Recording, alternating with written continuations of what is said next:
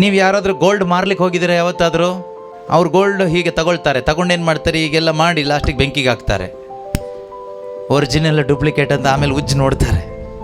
ಸುಮ್ಮನೆ ಇದು ಗೋಲ್ಡು, ಇದು ಇಂಥ ಕಂಪ್ನಿಯಿಂದ ತೊಗೊಂಡು ಬಂದಿದ್ದೀವಿ, ತಗೊಳ್ಳಿ ಸಾರ್ ಅಂತ ಕೊಟ್ಟರೆ ಅವ್ರು ತಗೊಳ್ಳೋದಿಲ್ಲ. ಅದನ್ನು ಬೆಂಕಿಗೆ ಹಾಕಿ ಅವ್ರು ಟೆಸ್ಟ್ ಮಾಡಿ ನೋಡ್ತಾರೆ ಇದು ಒರಿಜಿನಲ್ ಡೂಪ್ಲಿಕೇಟ ಅಂತ.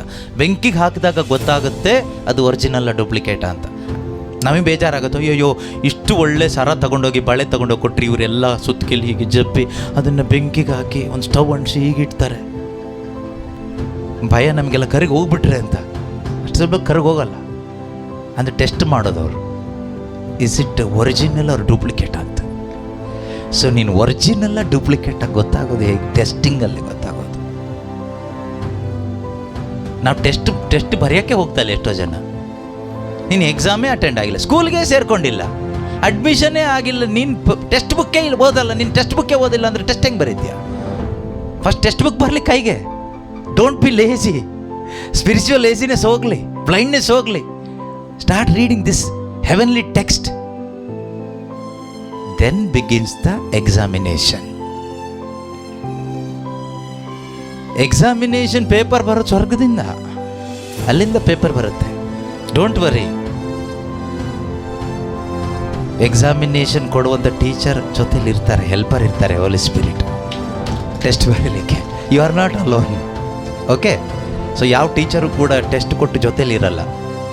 ಆದರೆ ದೇವ್ರು ಮಾತ್ರ ಟೆಸ್ಟ್ ಕೊಡೋದು ಅವರೇ, ಬರೆಯೋದು ನಾವು, ಎಲ್ಲ ಹೆಲ್ಪ್ ಅವ್ರು ಮಾಡ್ತಾರೆ. ಅಷ್ಟು ಒಳ್ಳೆ ದೇವ್ರು ಇರ್ಬೇಕಾದ್ರೆ ಯಾಕೆ ಟೆನ್ಷನ್ ಅಲ್ವಾ? So testing of faith is must.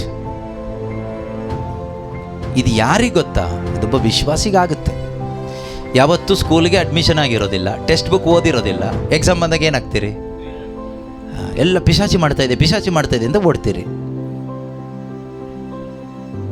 ಯೋಬ ದೇವ್ರ ಜೊತೆಗಿದ್ದಿದ್ದಕ್ಕೆ ಯೋಬನಿಗೆ ಗೊತ್ತಾಯಿತು ಟೆಸ್ಟಿಂಗ್ ಕೊಡ್ತಾ ಇರೋದಪ್ಪ. ಅದರಿಂದ ದೇವರು ಕೊಟ್ಟರು, ದೇವರೇ ತಗೊಂಡ್ರು, ದೇವರಿಗೆ ಸ್ತೋತ್ರ ಆಗಲಿ. ನಿಜವಾಗಲೂ ಅಲ್ಲಿ ಹಾಳು ಮಾಡಿದ್ದು ಯಾರು? ಪಿಶಾಚಿನ ದೇವರ? ಯೋಬ ಹೇಳಿದ್ನ ಪಿಶಾಚಿ ಹಾಳು ಮಾಡ್ದ ಅಂತ? ಇವತ್ತು ನಾವು ಹೇಳ್ತೀವಿ ಅದನ್ನು ಓದ್ಬಿಟ್ಟು, ಸೈತಾನ ಬಂದು ಎಲ್ಲವನ್ನು ಹಾಳು ಮಾಡಿ ಹೋಯ್ತು. ಸೈತಾನ ಬಂದು ಯೋಬನನ್ನು 10 ಮಕ್ಕಳನ್ನ ಸಾಯಿಸ್ದ. ಸೈತಾನ ಯೋಬನ ಬೆಲೆ ಎಲ್ಲ ಹಾಳು ಮಾಡ್ತು. ಸೈತಾನ ಯೋಬನಿಗೆ ರೋಗ ತಂದು ಕೊಡ್ತು. ಯಾಕಂದರೆ ಬೈಬಲಲ್ಲಿ ಸೈತಾನನೇ ಪರ್ಮಿಷನ್ ತೊಗೊಂಡು ಬಂದು ಇದೆಲ್ಲ ಮಾಡಿದ್ದು. ಆದರೆ ಯೋಬ ಹೇಳ್ತಾ ಸೈತಾನ ಮಾಡಿಲ್ಲ. ಯಾರು ಮಾಡಿದ್ದು? ನಮಗೆ ಸೈತಾನ ನಾಲೆಡ್ಜ್ ಜಾಸ್ತಿ ಆಗಿಬಿಟ್ಟಿದೆ ಅಲ್ವಾ? ದೇವ್ರ ನಾಲೆಡ್ಜ್ ಕಡಿಮೆ ಆಗಿಬಿಟ್ಟಿದೆ. ಲೋಕದ ನಾಲೆಡ್ಜ್ ತುಂಬ ಹೆವಿ ಆಗಿಬಿಟ್ಟಿದೆ. That is our big problem. Our problem is knowledge problem.